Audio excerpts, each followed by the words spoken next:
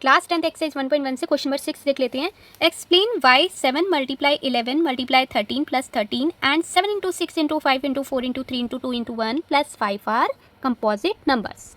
तो ये दोनों नंबर्स हमारे कंपोजिट नंबर्स क्यों हैं? तो देखिए ये कंपोजिट नंबर क्यों है? कंपोजिट नंबर होते क्या है? कंपोजिट नंबर हमारे वो नंबर्स होते हैं जिनके मोर देन 2 फैक्टर्स होते हैं। अब देखिए लास्ट टाइम जब मैंने कॉपीज चेक करी थी ना, टेस्ट कॉपीज में मोस्ट प्रोबेबली सब ने ये क्वेश्चन क्या कर रखा था, रॉन्ग कर रखा था। तो इस वीडियो को ध्यान से देखिएगा। क्वेश्चन नंबर 6 में जो फर्स्ट डिजिट थी हमारे पास 7 इंटू 11 इंटू 13 प्लस 13, ये मैंने लिख लिया है। तो करना कैसे है? बहुत ईजी है। हम देखेंगे सबसे पहले कॉमन क्या है। कॉमन है इसमें 13, जो कॉमन है उसे बाहर लिख लेते हैं। देन हमारे पास आएगा ब्रैकेट में 7 into 11 into 1 plus 1। Composite numbers में हमें क्या बताना है? कंपोजिट नंबर वो होते हैं, मैंने बताया था, जिनके मोर देन 2 फैक्टर्स होते हैं। अगर इनके मोर देन 2 फैक्टर्स हम कर लेते हैं तो हम ये प्रूफ कर पाएंगे कि ये कंपोजिट नंबर है। 7 इंटू 11 कितना होता है? 77। जब मैं 77 को 1 से मल्टीप्लाई करूंगी कितना आएगा? 77। एंड 77 में जब आप 1 प्लस कर दोगे तो आपके पास आएगा 78। इन दोनों के बीच में कोई साइन नहीं है ब्रैकेट और इसके बीच में, तो मैं यहाँ पर मल्टीप्लाई लगा देती हूँ। अब मैं यहाँ पे क्या लिख लेती हूँ? 13 का 13 लिख लेती हूँ एंड 78 की मैं प्राइम फैक्टराइजेशन कर लेती हूँ। 2 से करूँगी, 2 3 द 6, 2 9 द 18, 3 से चला जाएगा, 3 1 द 3, देन 13 से चला जाएगा। तो यहाँ मेरे पास 78 की जगह मैं क्या लिख सकती हूँ? 2 इंटू 3 इंटू में 13। अब देखिए मोर देन 2 फैक्टर्स आ गए ना, तो ये तो हमारा कंपोजिट नंबर हो गया। एंड हम नेक्स्ट डिजिट लिख लेते हैं। नेक्स्ट डिजिट थी हमारे पास 7 into 6 into 5 into 4 into 3 into 2 into 1 plus में 5। देखिए ये है हमारे पास सेकंड डिजिट। अब सेकंड डिजिट में हम क्या देखेंगे? इसमें भी कॉमन देख लेते हैं। कॉमन क्या आ रहा है? कॉमन है 5, तो कॉमन है 5। नेक्स्ट है हमारे पास 7 इंटू 6, 5 से 5 कैंसिल हो जाएगा, 1 आ जाएगा। 4 इंटू 3 इंटू 2 इंटू 1 प्लस 1 और ये 1, क्योंकि 5 से 5 कैंसिल होगा, यहाँ पे क्या आ जाएगा? 1 आ जाएगा।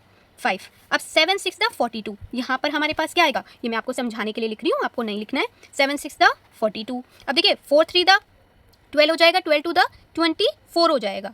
और 24 मैं यहाँ पे लिख लेती हूँ, प्लस में लिख लेती हूँ ये वाला 1। 42 और 24 की मैं यहाँ पर मल्टीप्लाई कर देती हूँ। ये मेरा रफ वर्क है।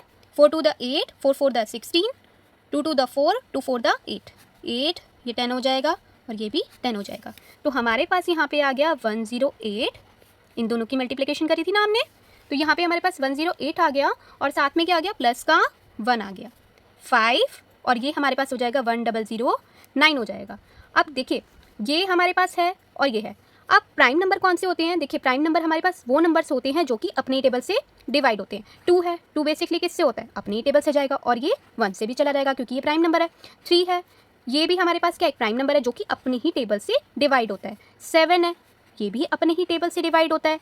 5 है, मैंने रैंडम नंबर्स लिए हैं यहाँ पर कुछ जो कि अपनी टेबल से डिवाइड होते हैं, that is called prime numbers. अब देखिए प्राइम नंबर में ये हमारे पास 1009 है, तो मैं इसको क्या लिख सकती हूँ? 5 1009 अपनी टेबल से जाएगा, इंटू में 1 भी तो लिख सकती हूँ ना, क्योंकि सब जो प्राइम नंबर्स होते हैं वो 1 से भी जाते हैं। अब देखिए मोर देन 2 फैक्टर्स हो गए हमारे पास, तो ये भी क्या हो गया? कंपोजिट नंबर हो गया। अब हमें जो मैंने ऊपर वाले यहाँ पे सॉल्यूशन करा था और ये करा था, दोनों का रीजन लिख लेते हैं। इनका मैं एक ही बार रीजन लिख दूंगी। These numbers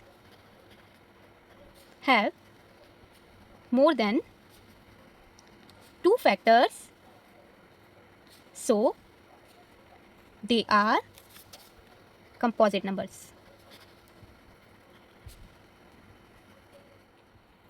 If you have any doubt, any query, please comment below in the comment section. Video अच्छा लगे तो फ्रेंड्स के साथ शेयर करें और अगर आप मेरे चैनल पर नए हैं तो चैनल को सब्सक्राइब करें, बेल आइकन को हिट करें ताकि लेटेस्ट आने वाली नोटिफिकेशन आपको बिल्कुल टाइम पे मिल जाए।